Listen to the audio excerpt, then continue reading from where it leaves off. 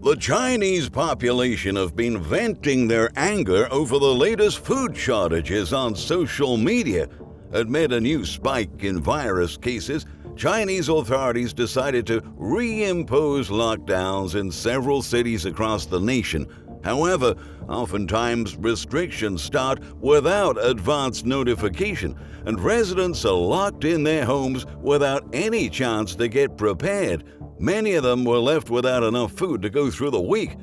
As a result, the high volume of online orders for food has created a shortage in multiple locations, and many have affirmed to be going hungry. Conversely, in cities where restrictions are looser, people have been preparing for the big Chinese Lunar New Year, but finding food prices soaring in numerous items, which will make reunion dinner much more expensive this year, and in some cases, out of reach. As the food problem intensifies in the world's most populous country, the public is getting furious with the government response, and the consequences of it might lead to much more unrest in the months ahead. That's what we're going to expose today, so stay with us. Don't forget to leave a thumbs up and share this video. And please subscribe to our channel, always to get our latest notifications. According to a recent report by the Financial Times, the population of a lockdown Chinese city has been raising an outcry about food and medicine shortages, inciting a heated public debate over the country's strict restrictions to control the spread of new virus cases. Residents of Tonghua, which borders with North Korea in northeastern Jilin province, have been criticizing Chinese authorities over a sudden lockdown that has left some trapped in their apartments without supplies for more than a week. On blogging platform Weibo, one of the citizens wrote, "We Tonghua people weren't knocked down by the virus, but by hunger and basic illnesses. Is there any way of buying insulin? There's a diabetic in the household who hasn't had medicine for 10 days. What happens if someone dies?" questioned another. China is witnessing new incidences of virus cases in several locations. Local governments have been reinstituting lockdowns to control the recurrent outbreaks. Even though in some cities restrictions weren't so rigid, the Tonghua lockdown is sparking a major backlash online. Last week, the third round of compulsory RNA testing started in the city after it registered one of the biggest outbreaks in the country in recent days, with 202 confirmed cases. Shijiazhuang, the capital of Hebei province bordering Beijing, is experiencing the country's biggest outbreak, with 746 confirmed cases. In an interview with the Financial Times, Kelly Lu, a 35-year-old Tonghua resident, disclosed that she and her parents had been eating only pickles and peanuts for 3 days. "This is the first time I've experienced what it feels like to go so hungry," Ms. Lu revealed. Later that week, she received her first package of vegetables provided by the government since the lockdown started, but said it would probably last only a day. Ms. Lu affirmed that she had bought groceries the day before the area she lived in was locked down, but she didn't buy much, because at that time the government and official channels were making it appear like there wasn't an issue, asking everyone not to hoard, she stated. The city has over 2 million people, and ever since movement restrictions were put into place, citizens have been expressing their frustration about the government's lack of urgency to address the shortage of groceries and medicines and the rise in food prices. Authorities pledged to provide deliveries of essential goods, but have been failing to do so. One of the residents posted on Weibo, "There are 50 packs of veggies for 1,000 people. Supermarkets are open with stock, but we are not allowed to buy anything. The hotline is set up, but no one answers the phone. We have no option but to seek help online. We would not complain after starving for just 1 or 2 days. We didn't have enough time to stock up after the sudden lockdown announcement." When asked about the shortages, Tonghua Mayor Li Ping said the high volume of orders had caused online delivery platforms to fail. He affirmed that because they enacted serious lockdown controls, some community workers were also locked inside high-risk areas, so they didn't have enough people to deliver things. But despite his justifications, criticism hasn't stopped, and the local government had to publish a public apology to prevent the situation from spiraling out of control, outlining that their efforts to tackle the virus outbreak had left it short of personnel. "I sincerely apologize on behalf of the government for not being able to deliver daily necessities in time for our citizens and causing inconvenience to everyone's lives," Tonghua's deputy mayor, Zhang Haiyan, said at a press conference. "We will do our best to improve the distribution capacity and supplement the supply of materials for citizens," she added. In an article by the Global Times, the manager of online takeout platform Elemi in Tonghua also stressed that the main reason for the shortage of daily essentials is the staggering amount of online orders. Imagine the workload when ordering online is the only way to purchase food. There are enough delivery men, but shops just cannot process such large amounts of orders immediately, resulting in delivery delays, he pointed out. Meanwhile, over 30,000 residents in a district of the city classified as a high-risk area remain confined to their homes. Last week, officials said the city would finish delivering supplies to 8,600 households with low incomes and elderly people living alone within one day, mentioned it had mobilized 7,000 officials and volunteers for deliveries and had set up the 24-hour hotline, according to a People's Daily report.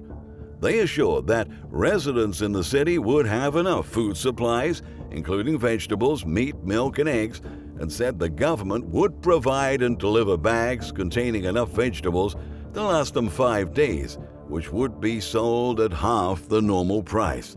However, complaints continue to flood in on social media. In one of the publications, a user posted a photograph of a bag of essentials which included 1 Chinese cabbage, onions, carrots, potatoes, and fuzzy melons. The original price is 71, about $10, and it was sold for 41. The amount of vegetables is not worth the price. The report said the supply of meat, eggs, and milk is sufficient. There's no shortage of supplies. But where are the meat, eggs, and milk? There are only vegetables in the bag, and what is provided should match what is said, he exclaimed. Many others started to compare the current event to the early mismanagement of last year's outbreak in Wuhan that marked the start of the global health crisis. Makes me think of how at the beginning, Wuhan's hospitals and hospital head also said there was no shortage of supplies, said the top-voted comment under the People's Daily Post. According to anti-censorship platform China Digital Times, multiple commentators left messages asking Wuhan diarist Fang Fang to share their posts, but the writer ended up facing a major nationalist backlash for handing a knife to overseas critics of China with her explicit portrayal of the city's food problems during the lockdown.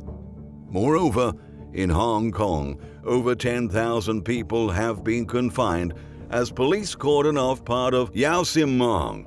The high-risk area houses a considerable amount of elderly and special needs residents who have been overlooked by the government, according to district councillors who've slammed the food arrangements provided by Chinese officials.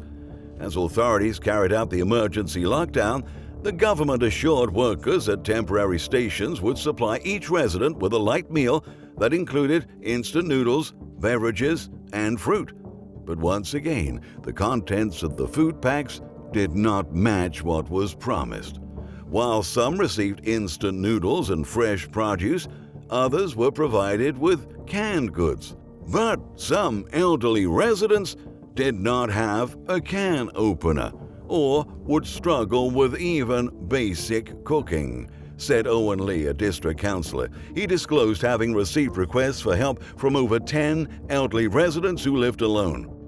These elderly people rely heavily on social workers to deliver food and other resources, but the social workers can no longer enter the area now, Lee explained. They can't even cook instant noodles, not to mention they may not have can openers. The government should have considered delivery of hot dishes. Ever since the area was isolated, no one is allowed out, and only types of people can enter: residents, relatives staying in the same place as those in need of care, and essential workers. Lee unveiled that some residents who lacked food at home waited up to 4 hours to receive the items after they had called a hotline. On the other hand, those in areas with looser restrictions and that could still afford enough essentials were seen stocking up on food staples, including large quantities of rice. But as the big Chinese Lunar New Year approaches, food prices have been remarkably surging. A recent Bloomberg article describes that, in addition to the resurgence in viral cases, another reason why food prices have been spiking is due to a much chillier than usual winter. The combination of events is sending food costs up and fueling inflation as demand is soaring in face of New Year festivities. The article tells the story of a Chinese retiree named Wang Chengxia, who has a family of 5 and said to be worried at just how much she'll need to fork out for even the basics like meat and vegetables.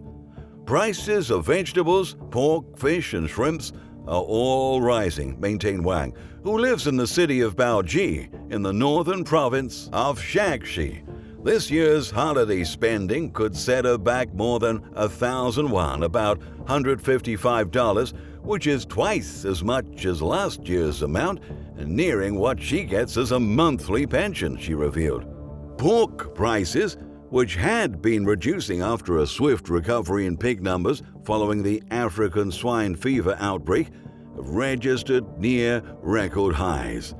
A disruption in the supply chain of pork and seafood is being reported in some ports as the Chinese officials have been demanding inspections of all frozen food imports after traces of the current virus were allegedly found on food and packaging.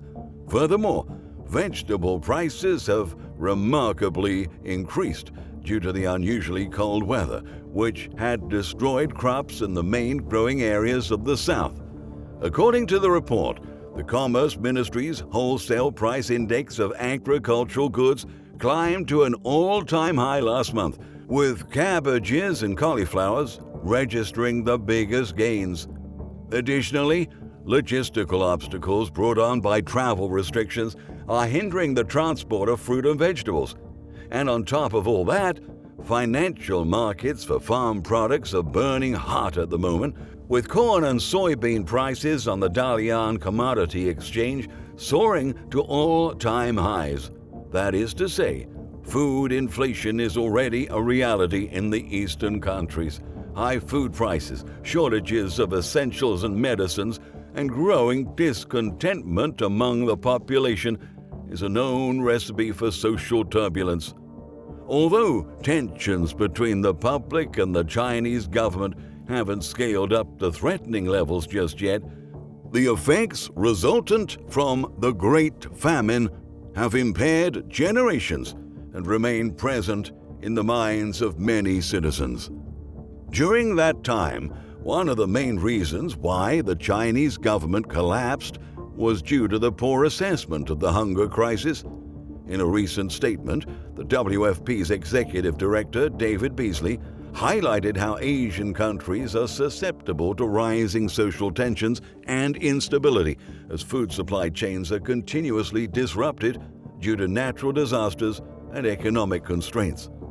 As China struggles to contain the virus and to provide enough food for its population, the nation is likely to face more severe civil conflicts in the future, and if the government repeats the same mistake it made in the past, the country might experience much more dangerous challenges in the months ahead.